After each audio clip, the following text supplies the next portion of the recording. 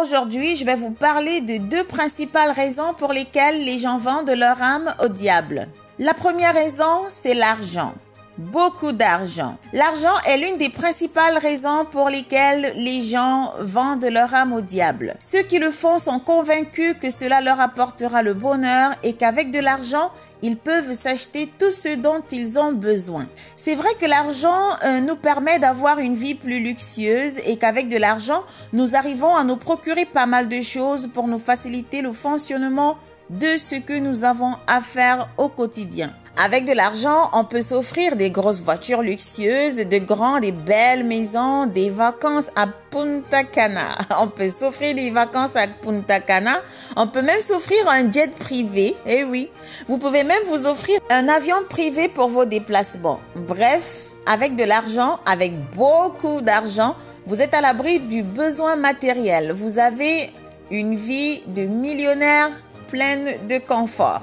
Mais devons-nous pour autant être prêts à tout pour avoir beaucoup d'argent à tout prix? Il est important de travailler pour gagner de l'argent et s'épanouir. La Bible nous dit d'ailleurs ceci dans Proverbes au chapitre 16, verset 3. « Recommande à l'Éternel tes œuvres et tes projets réussiront. » Donc il faut recommander notre travail à l'Éternel afin qu'il fasse que notre travail puisse produire de l'argent, afin que nos projets puissent réussir. La Bible précise aussi que l'argent est la racine de tous les maux.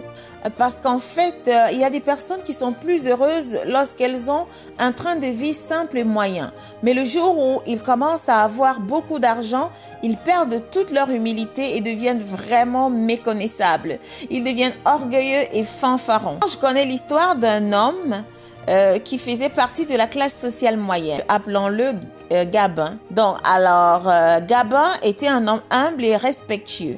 Il était fidèle à son épouse Joséphine. Il était très proche de ses enfants.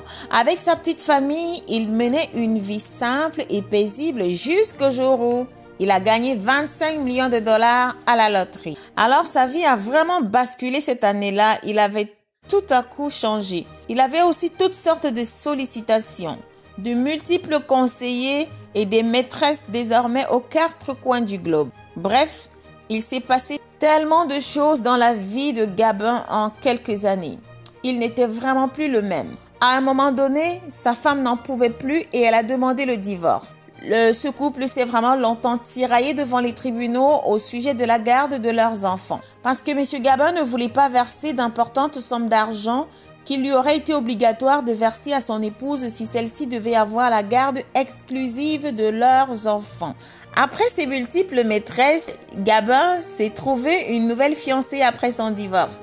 Elle s'appelait Dalida, toute jeune et pétillante. Elle se réjouissait énormément de voir Gabin se tirailler avec son ex-épouse. Donc finalement, le juge a tranché pour une garde partagée des enfants entre leurs parents. Et quelques années plus tard, M. Gabin est tombé gravement malade et les médecins ont déclaré qu'il allait rester sexuellement impuissant et inactif pour le reste de ses jours sur Terre. Au départ, la jeune Dalida, sa nouvelle femme, a fait preuve de compassion. Mais quelques mois plus tard, elle a éclaté en sanglots et a avoué à M. Gabin qu'elle était encore jeune et qu'il était hors de question qu'elle passe le reste de ses jours sur Terre avec un homme malade qui prenait de l'âge.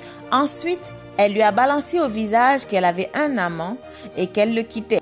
L'amant de Dalida était l'avocat qui allait s'occuper de la nouvelle procédure de divorce de M. Gabin. Alors, ce brillant avocat réussit à faire transférer la majorité des biens de ce M. Gabin au nom de la jeune dame.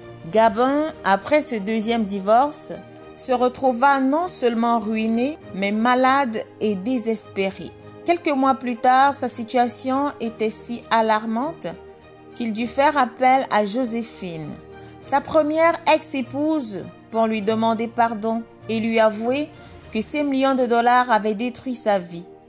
Il lui raconta alors à quoi ressemblait désormais sa vie et que si ça avait été à recommencer, il aurait donné dès le départ tous ces 25 millions de dollars à un organisme de bienfaisance. Joséphine, sa première ex-épouse, reconnut qu'il avait raison. Ils avaient eu une vie simple et limpide jusqu'à l'arrivée de ces 25 millions de dollars. Joséphine prit donc rendez-vous avec Gabin en vue de venir poursuivre la discussion avec lui en face. Elle lui promit également de l'aider. Mais le lendemain, lorsqu'elle arriva à son chevet, il était agonisant. Elle a donc appelé les secours et Gabin, en la voyant, eut juste le temps de sourire une dernière fois et de murmurer « Pardonne-moi, j'ai compris trop tard. Tu as été l'amour de ma vie. Je t'en prie. Demande à mes enfants de me pardonner. Tout ce que j'ai à leur léguer, c'est de travailler très fort, tout en se souvenant chaque jour de leur vie. » De 1 Timothée, chapitre 6, au verset 10. Je t'aime. Après ces mots, Gabin a fermé définitivement les yeux. Il est décédé. Alors voici ce qui est écrit dans 1 Timothée au chapitre 6, verset 10 que Gabin a légué à ses enfants. Car l'amour de l'argent est la racine de tous les maux, et quelques-uns, en étant possédés, se sont égarés loin de la foi et se sont jetés eux-mêmes dans bien des tourments. Quiconque écoute cette histoire serait tenté de se dire « Ah non, j'aurais été plus sage que ce monsieur Gabin si j'avais eu ces 25 millions de dollars. » Mais laissez-moi vous dire qu'il est facile de juger l'autre jusqu'au jour où on se retrouve dans une situation similaire. La Bible dit que celui qui se croit debout prenne garde de tomber. Vous êtes debout maintenant, mais resterez-vous debout si vous entriez en possession de 25 millions de dollars? Ou le diable aurait-il votre âme si vous gagnez 25 millions de dollars? Non. Et si c'était 25 milliards de dollars, résisterez-vous? Si vous dites oui à 25 milliards de dollars contre votre âme, à quoi vous serviront 25 millions de dollars si vous perdez votre âme? Je n'ai pas dit si vous perdez votre vie, mais je précise bien votre âme. Marc au chapitre 8 du verset 36 à 37 dit ceci.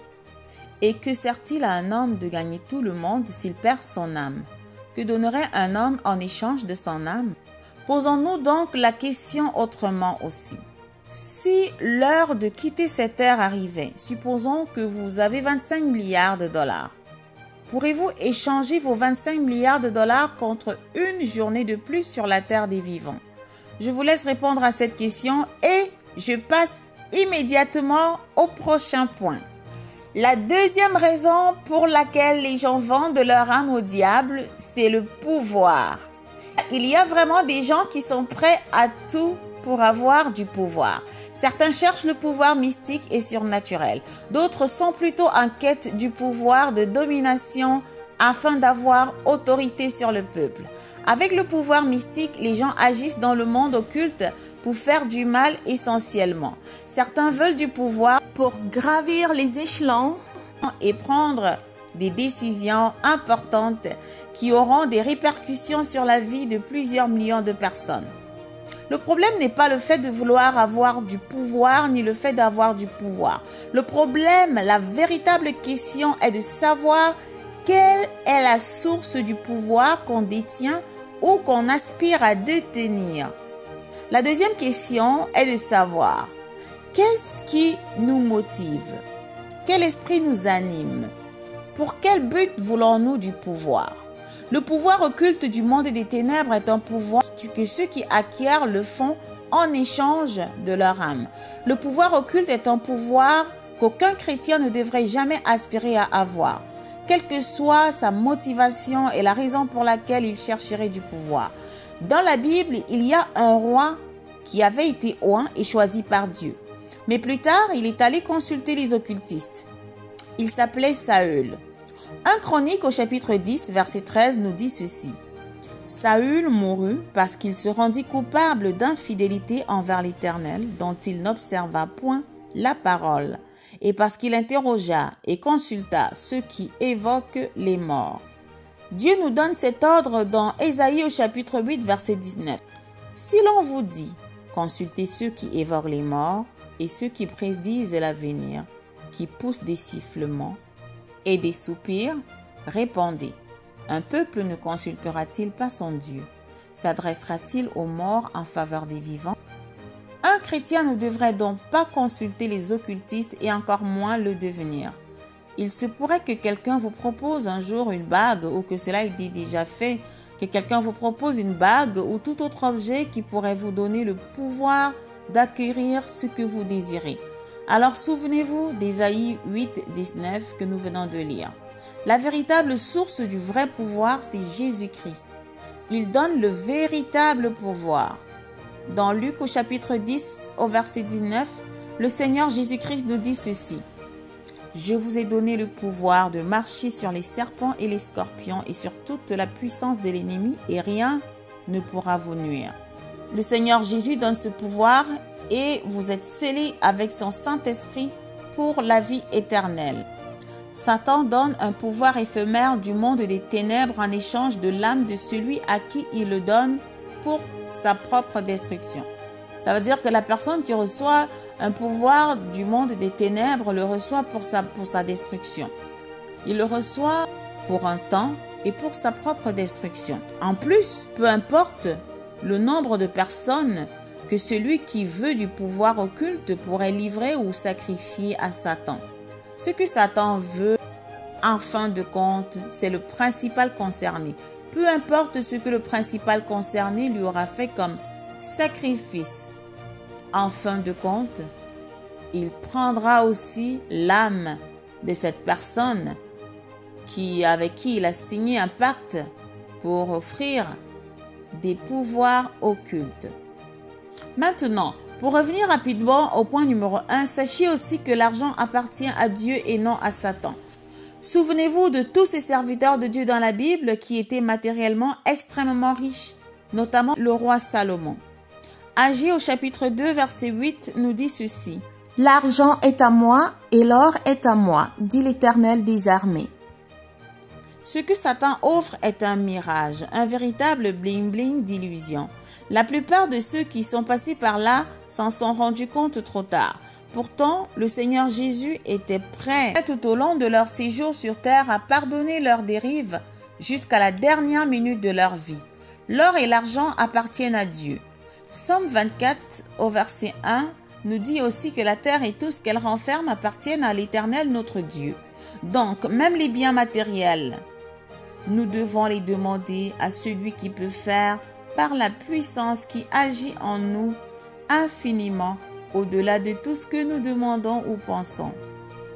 Voilà, c'était là le message d'aujourd'hui. N'oubliez pas de partager cette vidéo.